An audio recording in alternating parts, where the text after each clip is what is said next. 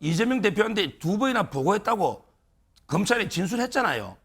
근데 그때 검사가 술 한 잔 주니까 이화영 부지사가 갑자기 술 한 잔 얻어먹고 이재명 대표한테 보고했다고 이렇게 말했을까요?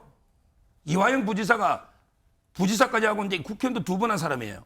근데 검사가 술 한 잔 준다고 이재명한테 보고했다고 허위 진술할까요?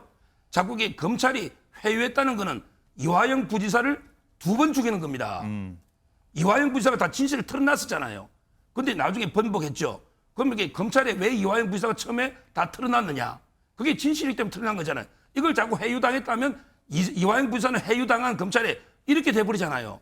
이러면 이게 진짜 다 드러날 수 있어요. 네. 안부수실 그 아태 협의 회장도 진술이 바뀌었거든요. 근데 나중에 판사가 물어봤어요. 진술이 왜 바뀌었냐고. 그러니까 건강이 그때는 안 좋아서 그랬는데 이번에 건강이 좋아져서 좀 바뀌었다. 그리고 김성태 씨하고 이재명 대표가 똑같은 진술하는 게 있어요. 뭐냐, 둘 다 일면식이 없다고 했어요. 근데 일면식도 없는 사람한테 41억이나 대납을 해주고 그다음에 아무런 증거라든지 녹취록이라든지 그런 것도 안 남겨놨을까요? 그것도 의아하고요. 또 최근에 또 드러난 건데 이 쌍방울의 임원이 뭐 내부 고발이라고 볼까요? 예를 들어서 이게 검찰에 갔더니 김성태 씨하고 박영철 씨 같은 피의자들 공범들이 다 모여 앉아 있었다는 거예요. 서 변호사님 법률가니까 잘 아시겠잖아요. 피의자들 그렇게 모아놔도 되는 겁니까? 이재명 대표가 기소된 다음 날 비공개로 일정을 갔고요. 그다음에 항의성 글까지 남겼습니다. 자, 무엇을 했는지 다들 궁금해하시는데 재판 준비했다고 봐야 됩니까? 뭘 했다고 봐야 됩니까? 아마 이제 재판 준비는 아닌 것 같고요. 여론전을 이제 펴고 있는 거죠. 여론전을 편다. 여론으로 아마 이제 그 법적인 방법이 아니고 아마 이제 정치적인 방법으로 이제 돌파해 보자 이런 이제 의도로 보이고요. 저는 이것보다는 이게 법정에서 성실하게 그 재판에 임하는 게 그게 맞는 태도가 아닌가. 법정에서는 이제 거의 뭐 판사 기피 신청이라든지 계속 제대로 변론을 안 하잖아요. 예. 정치적인 이화영 부자도 정치적인 변론을 했지 않습니까?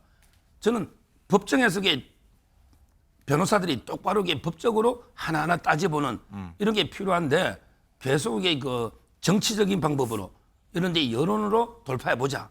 그러고 나서 이제 그 재판을 질질 끌어서 한 3년 정도 끌면 또 이게 대선되면 없어지지 않겠나 특권. 뭐 재판 이런 지연 전략을 전략도 쓸 수 있죠. 있다. 이런 지금 이게 말씀인가요? 아마 지연 전략 들어올 겁니다. 제가 예측하건데 처음에 서울로 옮겨달라. 이렇게 이송 신청할 거예요.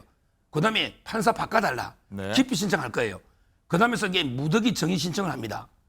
무더기 정의 신청. 이런 식으로 저는 지연 전략으로 올 거로 봅니다. 네, 나중에 한 번 더 계속 얘기하도록 하겠고요. 강성필 부위원장님, 일단은 여론전 편다. 이재명 대표 그거 준비한 것 같다고 말씀하셨는데 동의하십니까? 아니면 다른 일정이 뭐 있었습니까? 그 여론전을 어떻게 준비하는 거예요? 여론을 준비한다는 말 자체가 저는 좀 성립이 안 된다는 것 같고요. 여론이라는 거는 국민들께서 어떤 사안을 두고 자연스럽게 판단을 하시는 거예요. 그래서 그것을 여론조사라든지 여러 방면으로 이게 표출이 되는 거지 저희가 여론을 주동하고 선동하고 이런 것은 조금 현실적으로 무리가 있다. 다만 이제 기소가 됐기 때문에 지난 이화영 그 부지사 재판과 관련해가지고 어쨌든 재판부의 어떤 허점이라든지 우리가 심사숙고해야 될 부분에 있어서 검토는 했을 수 있겠지만 여론전을 준비하다는 건 좀 과도하다 이런 말씀 드리겠습니다. 어쨌든 어제 이재명 대표가 갑자기 비공개 일정을 해서 다들 궁금해했거든요. 의총도 참여하지 않았다고 하지 않습니까?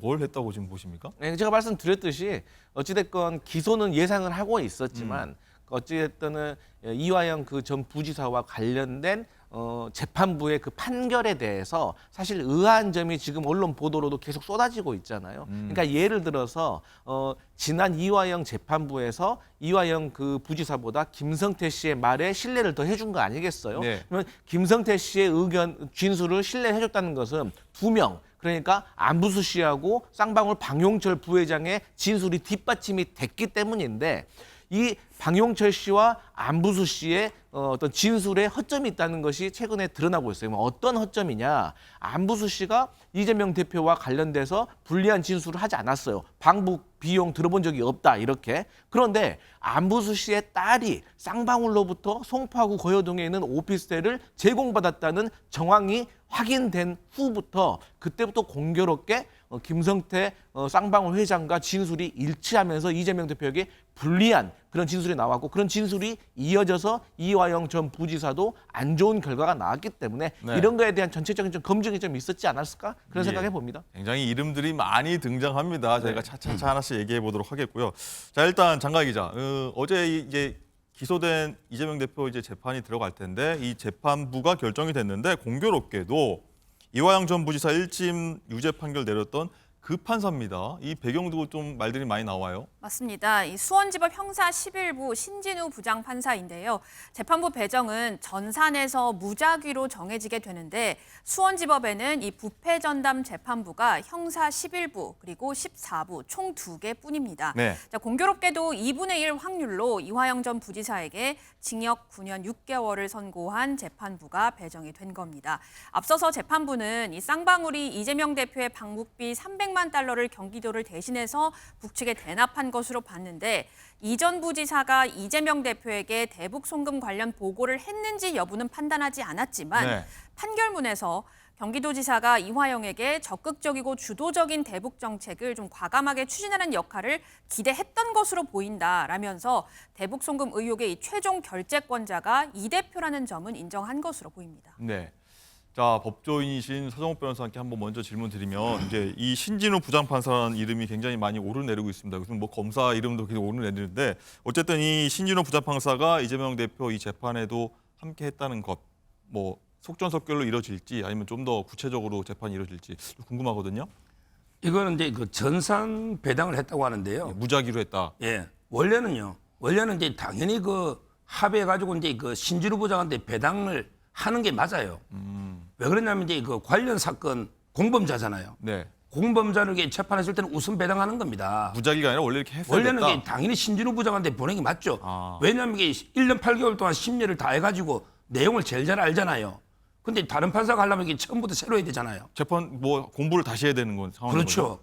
따라서 이제 그 아마 법원에서는 이제 수원에서는 오해를 피하기 위해서 전산으로 추첨했다는데 저는 당연히 신진우 부장한테 원래 우선 배당하는 게 맞았다. 네. 이렇게 보이고요. 네. 이러다면 이제 이재명 대표한테는 결정적으로 불리하죠. 왜냐하면 이제 그 김성태 진술이 신빙성이 있다고 했잖아요. 이 말은 김성태 회장이 이재명 대표하고 통화도 2번 했다. 이런 주장이 있잖아요. 예. 이걸 신빙성이 있다는 거 아닙니까? 네. 그렇다면 이게 이재명 대표 관련을 신진우 부장은 당연히 그렇게 생각하고 있는 거죠. 실제 부지사가 한 일을 도지사 모를 수가 없잖아요. 따라서 하면 이재명 대표 측에서는 판사를 바꿔달라. 기피 신청을 할 거로 저는 예상해요. 근데 그건 기각될 겁니다. 왜? 원래 공범자 사건 맡은 사람은 우선 배당하거든요. 이것만 가지고 이게 기피 사유가 안 돼요. 따라서 이제 시간 끌기로 기피 신청해도 기각될 겁니다. 네. 계속해서 기피 전략으로 갈 거다 계속해서 말씀하고 계시는데 강성필 부위원장 생각 어떠십니까? 일단 신진호 부장판사가 배정된 것 불리할 거다 이재명 대표한테 이렇게 말씀하시는데.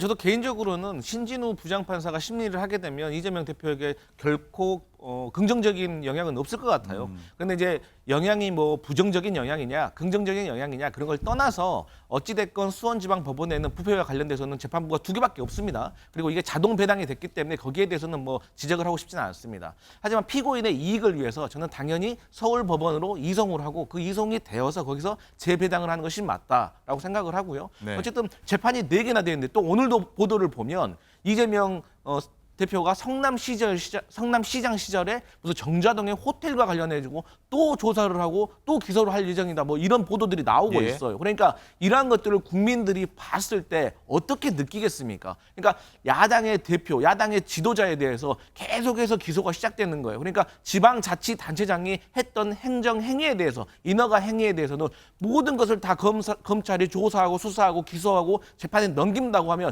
누가 대한민국에서 정치를 할 수 있겠느냐라는 국민적인 시선을 잊어서는 안 되고 네. 또 신진우 그 판사 같은 경우가 민주당 측에서는 조금 아쉬웠던 판결의 부분이 뭐가 있냐면요. 네. 김성태 씨 같은 경우는 주가 조작을 한 행위에 대해서는 검찰이 기소하지 않았다고 민주당은 주장을 하고 있습니다. 또 김성태 씨와 이화영 씨는 공범이잖아요. 근데 김성태 씨는 3년 6개월만 구형을 했고 반대로 이화영 씨 같은 경우는 15년을 구형을 했어요. 그러니까 물론 이화영 씨가 공직자이긴 하지만 어떻게 구형의 차이가 이렇게 클 수가 있냐. 그리고 마지막으로 김성태 씨가 이재명 대표의 변호사비를 대납했다고 했어요. 검찰이. 근데 왜 기소 못한 겁니까? 헛다리 짚은 겁니까? 그래서 전체적으로 물론 신진우 판사께서 뭐 저는 신중하게 판결을 내렸다고 하지만 네. 그럼에도 불구하고 민주당으로서는 의아한 부분이 있기 때문에 어쨌든 피고인의 이익을 위해서 서울로 이송하고 다시 재배당한 것이 공정할 것이다. 이렇게 말씀드리겠습니다. 네. 정치검찰과 정치적 판결이 악의 고리로 연결돼 있는 그런 느낌이다. 악의 고리로 연결돼 있거나 그렇지 않으면 재판부가 너무너무 무능한 거예요. 이번 판결로 사법부는 인권의 최후 보루라는 사명을 포기했고 사법부에 대한 신뢰가 무너졌습니다. 네. 그러면서 뭐 사법체계 전반에 문제 있다는 얘기하면서 응징할 방법을 검토하겠다 이렇게 밝히기도 했습니다. 강성필 부위원장님, 네. 응징 뭐 이런 굉장히 과격한 단어가 등장했는데 어떤 응징을 말한 겁니까? 저는 이제 응징이라는 표현은 이제 뭐 대변인이기 때문에 정치적인 발언이라고 생각을 정치적 하고 발언이다. 현실 세계에서는 저는 견제라는 표현이 어떨까 견제. 싶어요. 그러니까 우리가 사법 체계 전반에 대해서 부정한다는 것은 공당으로도 좀 리스크가 있습니다. 그렇기 때문에 하지만 이제 그 검찰의 수사와 기소에 대해서는 저희가 얼마든지 충분히 이의를 제기할 수가 있겠죠. 예. 근데 이제 이런 것이 있습니다. 같은 공소 사실을 가지고 다른 기소가 이루어졌다는 거. 그러니까 예를 들어서 안부수 씨, 그러니까 아태협 협의회장과 관련해 가지고는 검찰이 기소 내용을 주가 조작, 상승 뭐 이런 걸로 했는데 이화영과 관련해 가서는 똑같은 사실인데 대북 송금으로 했단 말입니다. 네. 그렇기 때문에 당연히 재판부로서는 그 검찰의 기소 내용에 대해서 판단을 하는 거기 때문에 이러한 결과가 이루어질 수도 있는데 어찌됐건 재판부에서 신중한 판단을 기대하겠습니다. 네, 안부수 씨라고 계속 얘기가 나오는데 소 변호사님, 뭐 판단이 달라졌던 부분, 같은 사안을 두고 여기 반발하시는데 어떤 의견 갖고 계십니까? 근데 그 수원지검에서 장문의 입장문을 발표한 것도 소개해야죠. 그거는 이게 다 무시하고 이야기하잖아요. 원래 이제 김성태 회장이 외국에 도피를 했잖아요. 그러다 보니까 이제 대북 송금의 자세한 경위는 몰랐고 그때 안부수 회장을 먼저 재판했거든요. 그러다 보니까 이제 그때는 대북 송금 이런 이제 이재명 방북이나 이런 게 그 김성태 회장이 들어오기 전이니까 아마 이제 그렇게 먼저 기소를 했던 거고. 근데 들어와서 처음에는 이게 김성태 회장도 어떻게든 이게 말을 맞춰서 이재명 대표를 보호해 주려 했던 거죠.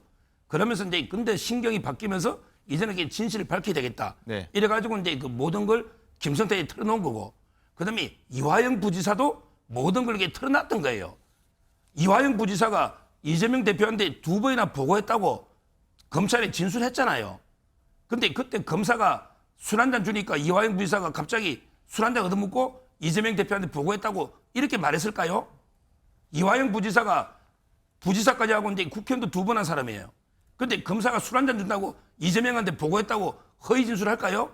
자꾸 이게 검찰이 회유했다는 거는 이화영 부지사를 2번 죽이는 겁니다.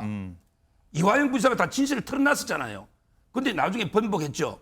그럼 이게 검찰에 왜 이화영 부지사가 처음에 다 털어놨느냐? 그게 진실이기 때문에 털어난 거잖아요. 이걸 자꾸 회유당했다면 이화영 부지사는 회유당한 검찰에 이렇게 돼버리잖아요. 이러면 이게 진짜 다 털어날 수 있어요. 앞으로 이게 민주당이 이화영 부지사 자꾸 공격하면 진짜 다 진실을 털어놓을 수 있다니까요. 알겠습니다. 근데 죄송한데 뭐 이화영 부지사 걱정해 주시는 건 고마운데요. 이 전 세 가지가 좀 이상한 것 같아요. 네. 안부수 씨 그 아태 협의 회장도 진술이 바뀌었거든요. 근데 나중에 판사가 물어봤어요. 진술이 왜 바뀌었냐고. 그러니까 건강이 그때는 안 좋아서 그랬는데 이번에 건강이 좋아져서 좀 바뀌었다. 그리고 김성태 씨하고 이재명 대표가 똑같은 진술하는 게 있어요. 뭐냐, 둘 다 일면식이 없다고 했어요. 근데 일면식도 없는 사람한테 41억이나 대납을 해주고 그다음에 아무런 증거라든지 녹취록이라든지 그런 것도 안 남겨놨을까요? 그것도 의아하고요. 또 최근에 또 드러난 건데 이 쌍방울의 임원이 뭐 내부 고발이라고 볼까요? 예를 들어서 이게 검찰에 갔더니 김성태 씨하고 박영철 씨 같은 피의자들, 공범들이 다 모여 앉아 있었다는 거예요. 서 변호사님 법률가니까 잘 아시겠잖아요. 피의자들 그렇게 모아놔도 되는 겁니까? 그래서 진술 세미나라는 의혹이 있는 겁니다. 이 말씀 드리겠습니다. 알겠습니다.